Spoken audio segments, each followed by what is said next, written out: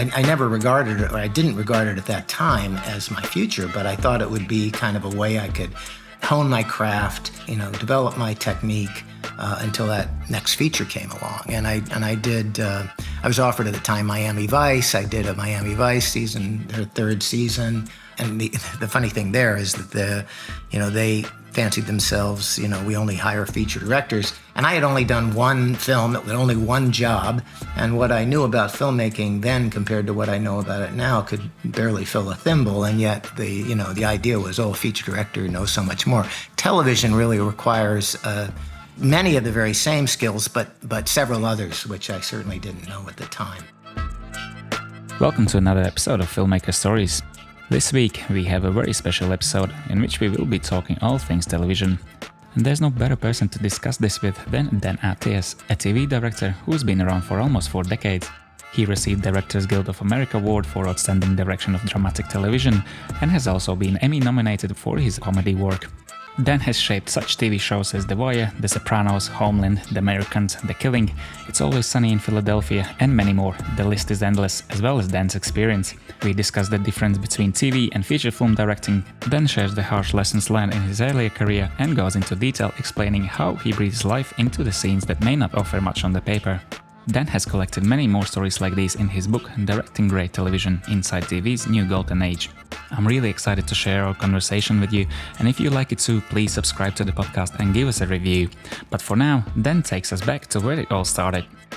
I was always a big fan of storytelling and hearing stories or seeing stories. I loved films when I was growing up, and particularly when I was a young adult. I loved the independent cinema of the 60s. And films and stories seemed to kind of take me into the inner experience of characters with whom I might identify or with whom I might like to identify. Film reached me in a way that literature couldn't. It kind of bypassed the kind of requirement I felt when reading something like in college or something to have a kind of intellectual take about it, understand what the words were. Film operated in such a visceral way. It kind of cut through so many filters we have in experiencing the world. I went through college as a literature major, and when I graduated, I didn't really know what I wanted to do. I got into law school. I figured that, but I soon realized that I couldn't even begin that because that didn't address any of my real concerns about exploring who I am and coming to terms with myself, frankly. And after college, I gravitated to acting, which permitted me really to experience a more playful, experimental way of experiencing myself. And so for 3 years, that's what I was kind of focused on. And it gave me great experience in terms of analyzing how scenes work and finding my particular role and understanding what the scene is and how I could fit into it. But it wasn't until as a requirement for the particular program I was in, I had to make a short film. And when I made the film, it was an epiphany for me because I had been attempting to act. And I was pretty good so long as my emotional state happened to coincide with the needs of the character, the needs of the story.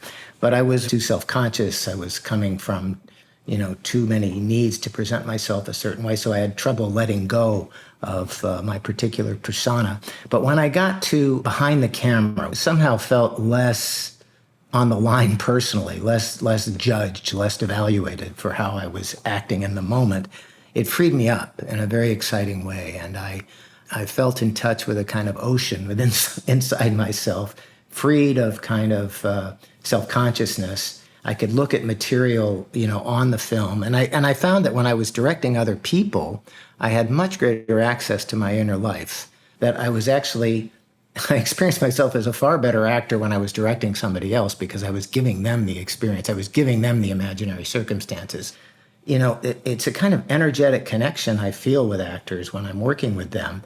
And that is the most exciting thing to me in filmmaking. If we can arrive finally, if something is unearthed, something deeper is revealed. So we get to something that feels true and authentic.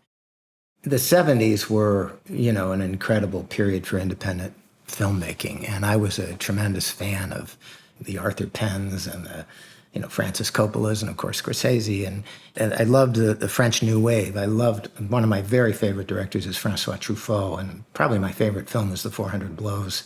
And so when I realized I wanted to make directing my career, my goal was to be a feature film director.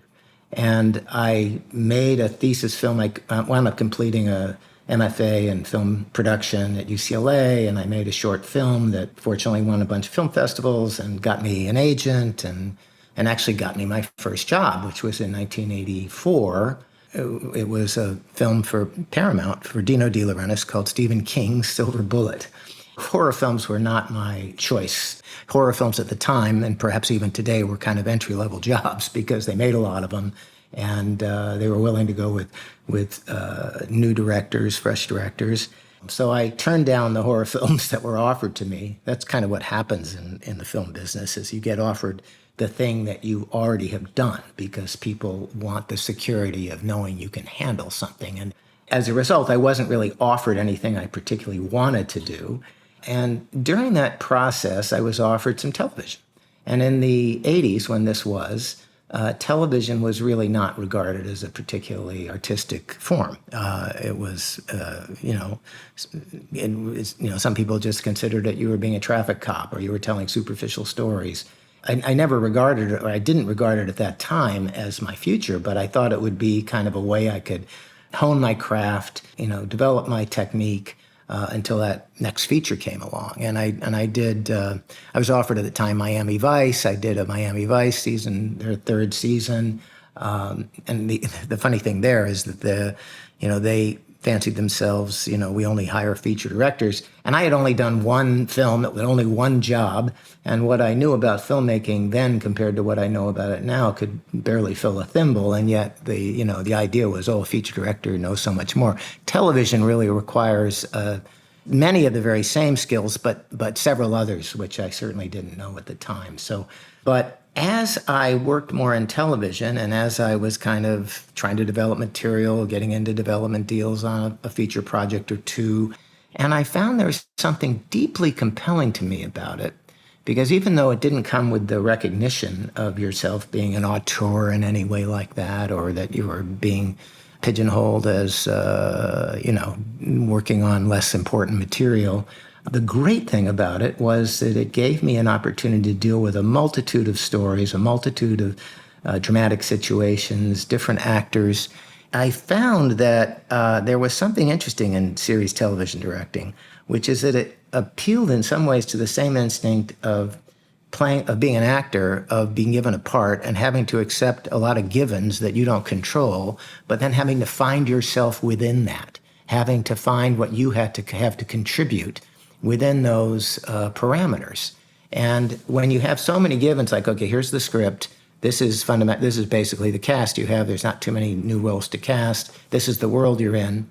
Rather than taking that as a limitation, which many people do, I took it as an invitation to immerse myself in the world, discover everything about that world, and then to find a way, the way I think of it sometimes is to learn the language and then be able to speak it in my voice. But I realized in every episode I did, and this is carried through till today, that unless I can find a way to personally care about the story I'm telling, you are responsible for defining the story, even though it seems to be defined already. It's like a story is not simply what happens, it's the meaning that you give to what happens. It's how you shape that experience for the audience. It's how you determine what is at issue. I've had many, many experiences where, writers said, gee, I didn't even realize that was implied in my material, but I think it's really true, So I directed several shows that were high-end in those days. And then what happened was the golden age of television came along, the second golden age of television. I had worked on some shows that I really regarded as very high-end. One in particular I think should be included in that category of golden age, and that was a show called Northern Exposure. I thought that was a brilliant show, and I encourage your listeners to find it somehow. It's not readily available, but it was just a brilliant, brilliant, fun show. And the showrunner of the last season of it was David Chase. And he then went on to create a little series called The Sopranos, and he directed the pilot. And I don't think he was particularly optimistic about it being picked up for a series. It was kind of sitting for 6 or 8 months at HBO before they determined they'd go to series with it.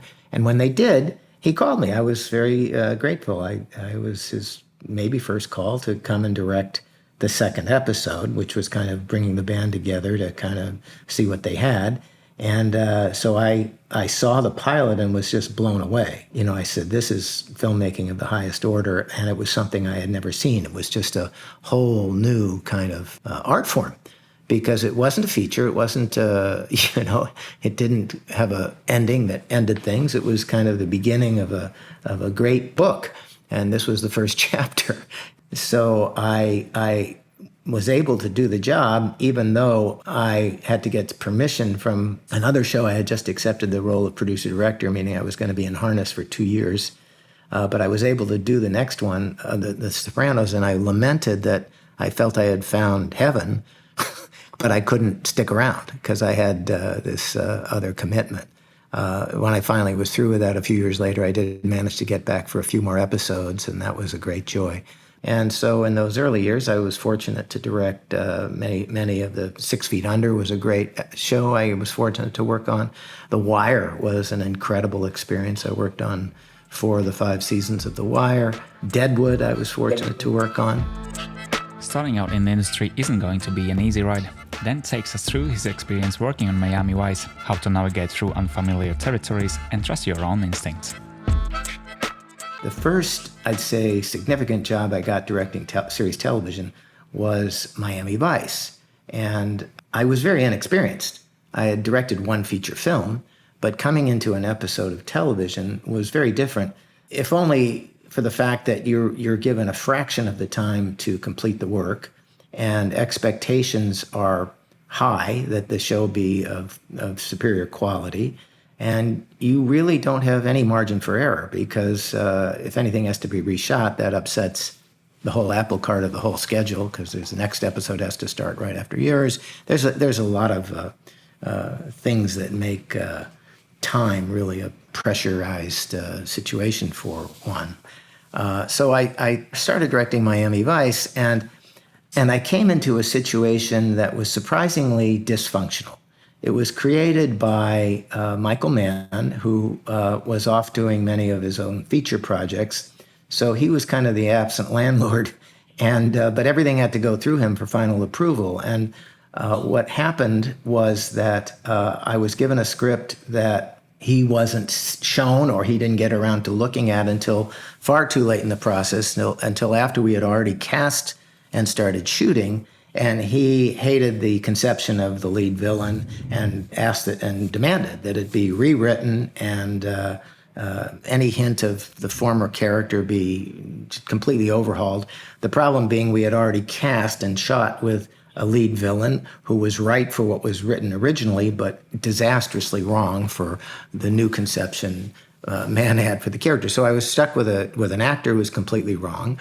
But also I was very new to what I'll call film language, in terms of, film. Anybody approaching directing is familiar with the challenge of telling a story with camera, because it really is a language, and there are all kinds of rules. I mean, the most basic one being, for example, screen direction. If one character is looking at another left to right, the other character where you cut to is supposed to be looking back right to left. And then if the characters move within the scene and those relationships change, it requires more shots and things like that. So it can be terrifying to even move the camera, move the actors, if you think, wait a minute, I'm going to get lost in this. So that was one thing, for example, that I was very inexperienced in. But also another great challenge when you come in, particularly as a guest director on a show, is you're the leader. You come in and you are running the show temporarily. So everybody else who is, permanently on the show, and this goes in particular to the actors who've been playing the part, maybe in this case for 3 years. I was coming to the third season of Miami Vice. Don Johnson was a worldwide star, known then as the King of Miami. And you as the director are coming in and being asked to just lead everything and make all the key decisions about when a performance is right, when it's not, how many shots you need, what coverage, what the staging should be. And if you don't have trust from those you're working with, it can be a very, very difficult experience. And I didn't trust myself. And one of the problems was that I was so ashamed of that. I was so mindful I have to come off as the leader that I guarded even from myself. I was hesitant to acknowledge what I didn't know.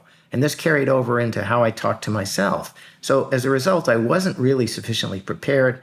Don Johnson came on the set, and as he was wont to do in those days, he kind of, would hear my ideas and he would kind of take over. He'd start talking to the camera. I don't think we should do it that way. I think we should do it this way and all that. Well, apart from feeling, cut off at the knees, I also wanted it to be a good show. And I accepted his ideas, not really because I was intimidated by the situation, but because I thought they were better. And so, I say, oh, that is good. And so I would then go into self-recrimination and self-judgment. So I was feeling a real crisis of confidence. There are all kinds of other challenges in the situation, I think stemming mainly from the kind of fear everybody had about disappointing Michael Mann, who was kind of in and out of the situation. Everybody was looking for somebody to blame, and I felt I had become a scapegoat. So as a result, even though the show turned out, I think, quite well, it was a really, really challenging situation. And as a result, I'm sure I didn't get good recommendations for my next job, and will I ever get another job? And it took several months before I did, and I got a job on another show that at the time was something of a sensation. It was called Beauty and the Beast. And I was determined in that job not to go through what I did on the experience with Miami Vice, namely come to the set with uncertainty and really feeling back on my heels and having to fake leadership instead of really being able to own it and taking command that came out of commitment, my own commitment to the story I was telling. So I swallowed my pride. I kind of acknowledged what I didn't know. And I realized, I need to just spend time on the sets by myself. I realized the importance of prep. I realized the importance of total immersion in the world of the story I was going to tell so that I could really make it mine. The best solution to that is to come on as fully prepared as you can be. And I should say, you should not be so prepared that you're not open to discoveries on the day. I want to invite the creativity of my collaborators. I want them to help me take it deeper, help us take this experience deeper and show me something I didn't yet understand. So that was a huge lesson I had in that second job.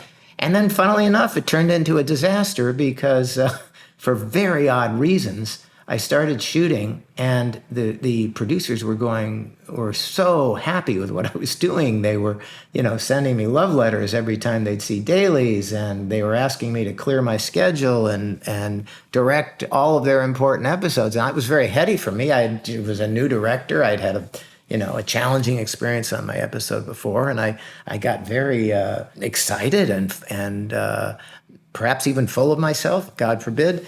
And felt great and continued to do good work. And then at a certain point, it was like the hot water was turned off, cold water turned on. They had made a snap judgment about me on the second to last day. I didn't know what it was about. And they essentially told me after I finished that they were done with me because they were so angry at something I had done. Well, I won't go into the details of it, but I think it revealed to me, I don't think I had really made any mistakes. I think I had really proceeded exactly as I had told them. It really defined the story exactly as I had gotten agreement from the showrunner it should be told. But that particular showrunner, for whatever reason, I think got cold feet about how we had determined the story was going to be told. And, he was not interested in me working anymore with him. So I had another second experience of difficult job. And so now I had two references that were likely not to be positive. So how was I going to get another job? And it took several more months, and I finally did get another job. And funnily enough, it was with a writer who had worked with this particular showrunner who told me he had had the identical experience with this person being erratic in terms of his emotional take on things. And he didn't take seriously anything he had said and was willing to give me a job. And that one fortunately turned out well. But what I had gotten from the experience was that I had really learned to connect to the story in a deep way, to rely on myself, to consult with myself, and to trust my own instincts. And that became something I aspire to do and in every job I have. So what are the differences between directing for television in comparison to feature film? Dan reveals all and takes us through his directing process. Directing series television is in many ways identical to directing a feature or anything else. However, there are important distinctions. The one that I, again, may have mentioned earlier is the time constraints. Whereas a feature film might have months to prepare and months to shoot, an episode of television can sometimes be as short as a 7-day prep period and an 8-day shoot. Some of the higher-end shows now will extend to maybe 10 or 11 days to shoot. And then some of the really high-budgeted special effects shows might even go a few more days, but not much more than that. So that, and you're delivering an hour's worth of material, whereas a feature film is directing probably under 2 hours, and you have a fraction of the time to deliver it. And also, audience expectation now is that, high-end television be as visually stimulating and expertly done as those far more expensive feature films. So that's a distinction. But really the most telling distinction, I think, is where power really resides on the overall show.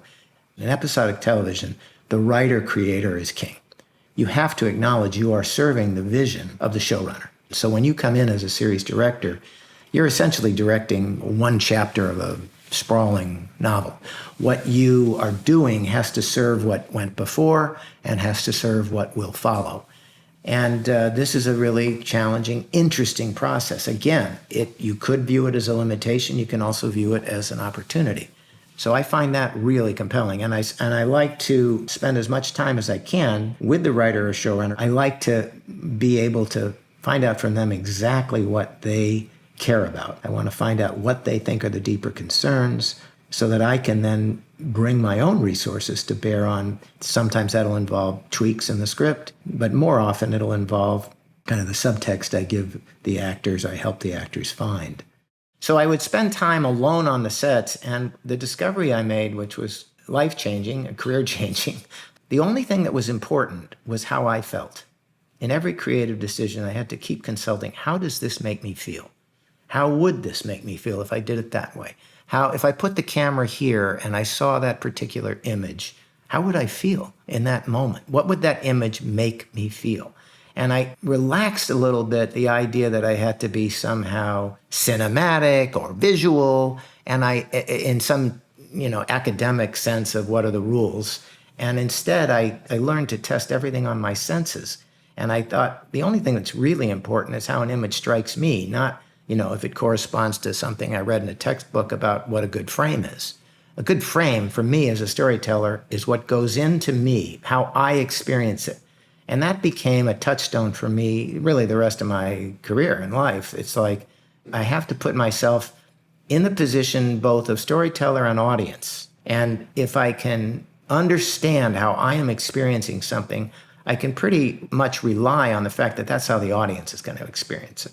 An example of where that comes into play is like when I'm rehearsing a scene with actors and I'm monitoring for myself, how am I feeling watching this? That's all really I'm assessing. And then I say, okay, so where did I lose attention? Well, that's where more digging is needed. That's where I need to adjust these actors. That's where I need to kind of help them find something compelling about that series of exchanges where I lost interest. What might we understand that to be about in a way that's going to keep me interested, that's going to be distinguished from what preceded it and lay the groundwork for what's going to come next. And I had an experience on the show The Americans once where there was a scene that just stuck out like a sore thumb as being kind of a showstopper, and not in a good way, in the sense that the story just stopped. And a character had been introduced to be a part of the lead character, Philip, played by Matthew Rhys. And I went to the writers and asked for why is this, what's going on in this story, and they gave me some explanations, and that didn't really help. They provided some historical context. They gave me information that still didn't compel me. And I couldn't get any rewrite. I couldn't come up with anything to suggest particularly, but I knew that I was going to have to film this scene in short order. And I knew that for me, that the show stopped. But what I found out was the real reason this scene was there is this character was being introduced not for my particular episode, but so in the next episode, he could function in his priestly role. He was a priest. And he was needed for the next episode to perform a Soviet-sanctioned wedding for the two lead characters. And one of my feelings, one of my things I rely on is what do I find myself thinking about? What am I troubled by? That's often the detail that sticks to me that opens up an exploration. It can also be what am I excited by? That can be a detail also that I want to notice within myself, because that if I follow the trail of that, it can lead to a further deepening. But in this case, it was what really troubled me. And what troubled me was that this character, the priest, was just kind of this abject, uninteresting person who was kind of pathetic. And I started to think, well, what draws a human being to being a priest? And I thought, well, he wants to give spiritual consolation to people. He wants to be witnesses to their inner torment and travail and offer a sympathetic understanding. And I realized, well, if he were that character, I would be interested in him. And by thinking of that, a whole different interpretation of the scene opened up to me, which was in contradiction to what the writers had said. But I thought it would further the story. And I thought it wouldn't be anything they'd be bothered by, because I think even they recognized they hadn't really succeeded in giving me any reason to find this character compelling. But with this flash of illumination, I realized how the script would lend itself by my changing the subtext to a very compelling storyline that would actually illuminate the deeper workings of the lead character, Matthew Rhys's character. So this all came to me in a moment, and I realized, well, I wouldn't have to change the blocking to implement this, and therefore wouldn't have to, create a loss of time for relighting and all that. But they came back to the set. I gave the actors this new subtext. I could sense palpably their relief at having something genuine to play with, real stakes. And I thought the scene worked like gangbusters and actually did something wonderful, because it made the character interesting and compelling and affecting the character of Philip deeply, which helped the next episode, because in the next episode, Philip is asking this man to perform this wedding ceremony. And it's not just because he happens to be a priest, it's because he's got a depth of soul that Philip has seen and benefited from. So that's an example of staying with what bothers you and opening yourself up to your own deeper resources by first following your own true reaction to it. Next, Dan talks about what he's looking out for when taking on a new television project, what to be aware of, how to identify potential issues, and how to address them before it's too late. There's a joke in my household that whenever I get my script for the series I'm about to start directing, my first response often is, oh, I got the worst one. It's a series that I might really enjoy, like I'm thinking of Homeland or The Americans or a show that I love. And then you often don't get your script until maybe as soon as the day before you're starting to prep. So you haven't really even been able to give thought to it. It's, the better organized shows will try to get you your script maybe a week in advance. But, your 7 or 8 days of prep really follow getting the material very close to the beginning of that time. So you really are thrown into the deep end. And the best material, frankly, is not always apparent on the page what it can be. But as I spend time with each script and I start to explore my own response to it and how I feel about it, certain things emerge about what kind of help I will need on bringing this script to life. Some shows are, for example, very stunt dependent. So I know right away I'm going to need to collaborate with my stunt coordinator to kind of design something. I'm thinking of a show called Snowfall, which is on FX, and the opening of the third season, the first episode of the third season. This was a case where I read the script and loved it right away, but I saw there was a very challenging stunt sequence. I realized, okay, this is going to be challenging because I want it to be exciting, but it's going to be dangerous, and it's going to be challenging to get the camera in the right position. And so I knew then, okay, the collaborators who are going to be most important would be both the stunt coordinator and the cameraman, because I'm going to develop a vision of what I want to see, and then I'm going to have to find out, well, what's possible. And then I had to work with the director of photography to say, okay, what kind of camera mounts can we get that can capture this particular angle and be, say, inside the car as we're carrying this person along who is being dragged through the street. So that's a case of identifying a couple of people who I knew I would need to rely on very quickly and get conversations happening very quickly because it would need to be shot soon. The production designer is someone that is vitally important in series television because there's so little time to create the sets.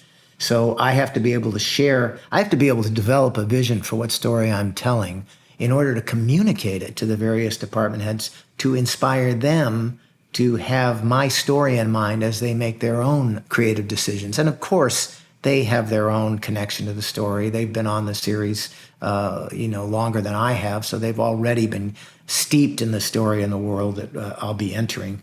If I have a particular take on something, like, for example, if a character is depressed, for example, I might want to communicate to the production designer, please think in terms of muted tones, please, or the wardrobe supervisor, please be aware not to make this person look as interested in appearing beautiful, for example. All of these things are subtle contributions that assist in the storytelling, but I depend on the creative contributions of various people who bring their area of expertise to bear on the storytelling. Another person on whom I need to rely is my assistant director. But one of the most important things I look for from the assistant director is a schedule that is realistic.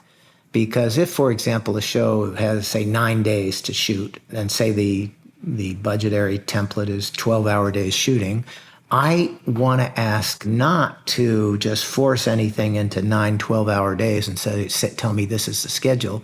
I want the assistant director to give me a realistic estimate of how many hours and how many days he or she believes would be required to film this particular script well.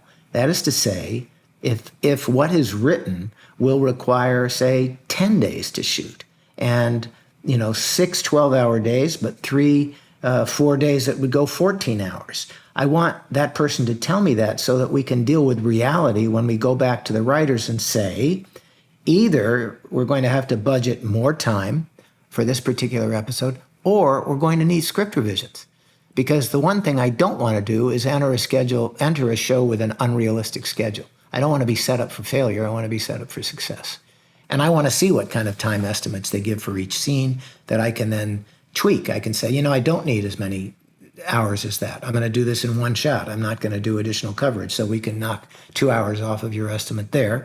But I'm going to do something else here that's going to require, we shoot at magic hour at near sunset. All those kind of things that will affect how the show is scheduled. And then once the assistant director comes up with a preliminary schedule, that enables us to deal in reality when we go back to the writers and say, this is what you've written, and this is what I need to do the script you've written. And if there's not money or time in order to do it this way, I think we need some script adjustments. I asked Dan about his thoughts on television today and what excites him about the future landscape.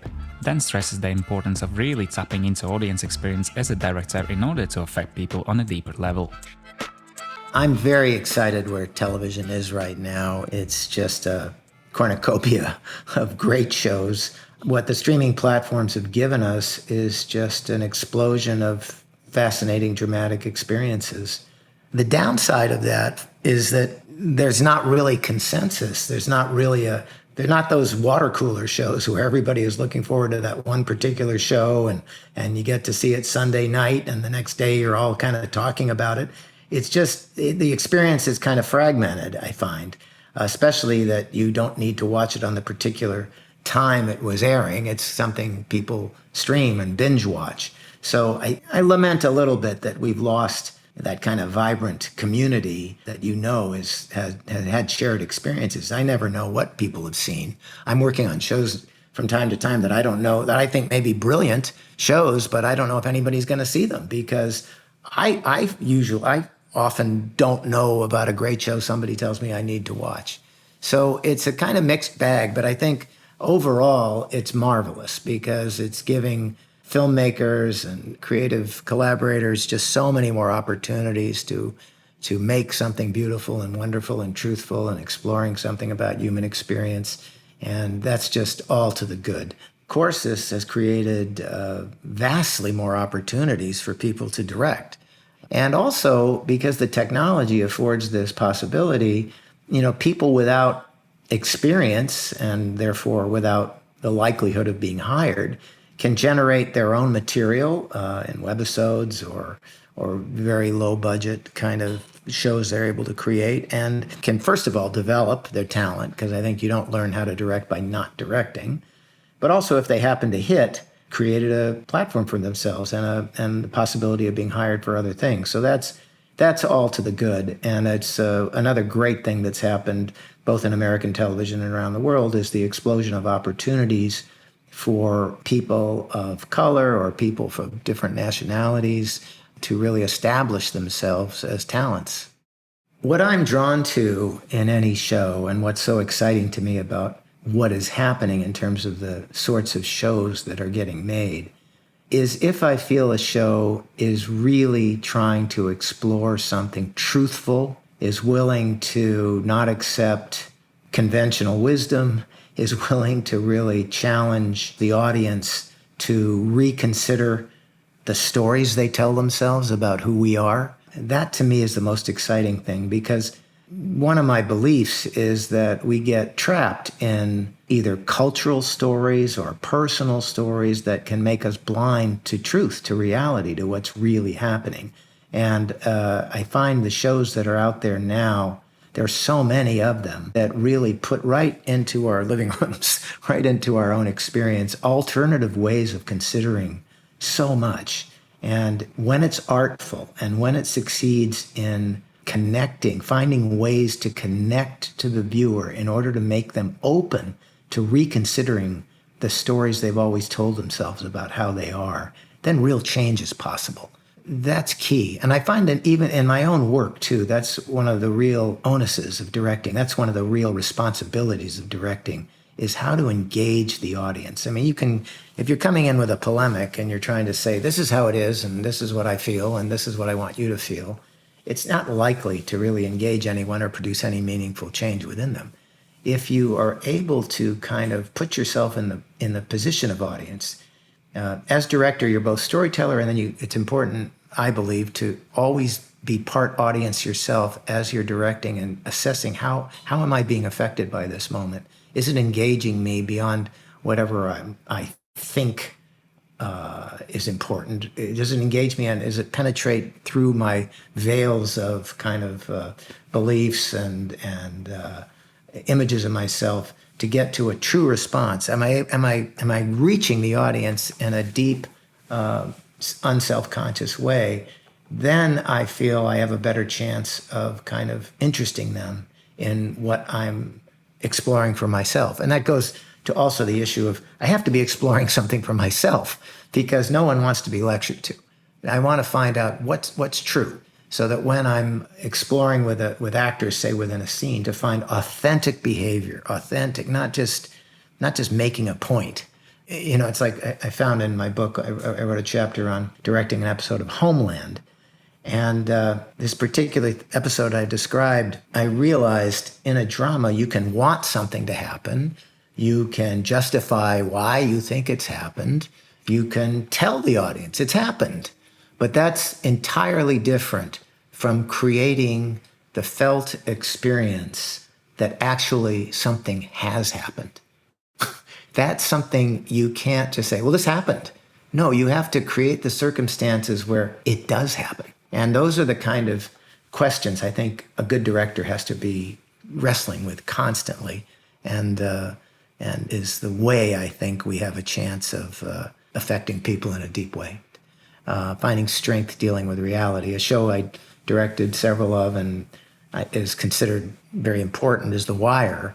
What The Wire did is I think it opened up for a segment of society that many people had written off. And what The Wire did, I think, was show the humanity that we all share, and that everybody is a product of the society they grow into and the options that are available to them.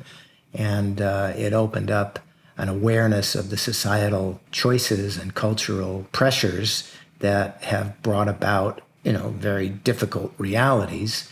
So it sensitized people to, what might be deeper issues than just kind of repression. A show that I find very thought-provoking and also challenging of a lot of cultural assumptions is Succession.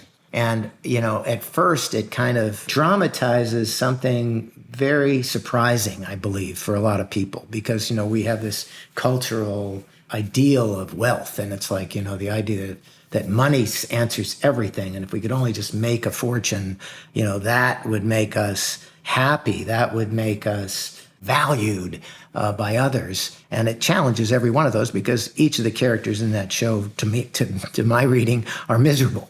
They're at the very, very top, tenth of 1%, income. And you see how that doesn't answer life's fundamental questions. In fact, it actually can cut one off from humanity. So I think that's a great show. And I think there are not a million shows. I think there are several shows that kind of operate that way. But those are the kind of shows that I love. In this last part, Dan tells me about his mentoring work and how it's led to his latest book. I started mentoring young directors, 8 years ago. And at around that point, I kind of hit a critical mass of 3 or 4 young people that I really liked, who had shadowed me, who had each made a good film. I saw they were talented. They had each stuck with trying to make it in their careers for, 4 or 5 years. So I knew they were serious. And I liked them. So I started a little mentoring group, and I tried to kind of give them the experience that they had not been prepared for, but that might prepare them better for when they step on a set for the first time, a professional set. So I was at the time directing the show House, I recall, and I think in Europe maybe it's called Dr. House, but I had access to the sound stages on the weekend, and I invited these young people on, and I said, look, okay, let's say Friday the call sheet comes out, and here's the script for the week, and why don't you pick a scene, because Monday morning we're going to pretend that scene is the first up on the call sheet, and there's probably 3 or 4 other scenes you're going to have to get through in your 12-hour day. But why don't you go in and really pick a set, hang out in it, and figure out a staging? Because that'll require you to kind of act it out in your head, to think about what tells the story, to think about each of the actors' intentions, and think of a staging that also has to be filmed. So think of staging in concert with where you'll put the camera, and figure out maybe how many shots you think you'll require with that particular staging. And then let's meet in 3 or 4 hours and we can talk about it. And then we look at it and say, okay, well, it's a 2.5-page scene and 3 characters, and you've got 14 shots. I don't know if we have time for 14 shots on that day, because, there's 4 other scenes, and, you have maybe 3 hours for it, maybe 4 possibly. And I think that's too many shots. So what can we do? How can we consolidate? And so those kind of questions. And also because, in television, when you step, no one gets to direct part-time. You can't go from having some of the responsibility. You go from having none of the responsibility to having all of the responsibility. So in any case, I, worked with these young directors, and in the process had to deconstruct my own process. I go, how do I do it? And so in the process of doing that, I began to teach. And then I thought, I'm limited to how many people I can affect directly, because I like to work one-on-one. I thought maybe I could write it in a book. I found it involved a lot of storytelling of my own experience, because it's not a how-to book so much as kind of sharing about what the inner process is, what it's like to sit in the director's chair. And I illustrated that by real experiences I've had on the set. So I think it might appeal to not just young directors, but anybody interested in the creative process, and also simply fans of television, because I've been fortunate to work on a lot of great shows, from The Sopranos and The Wire and Homeland and The Americans and The Marvelous Mrs. Maisel and The Boys, and a lot of interesting shows that I know people are interested in, and I think it will give them an insider's experience of the making of those shows. And in particular, I think people might find it interesting to really understand that whatever they're seeing, it comes to them as a fait accompli, but that everything that happens is a result of a choice. All of those things are conscious decisions, and I hope to give readers an experience of that. So the book is called Directing Great Television, Inside TV's New Golden Age. Thanks so much for listening. I hope you enjoyed the episode and Dan's stories. Check out his book, available on Amazon. It's full of real-life experiences and great stories to learn from. Also, don't forget to subscribe to the podcast and leave a review. Have a great week. Till next time.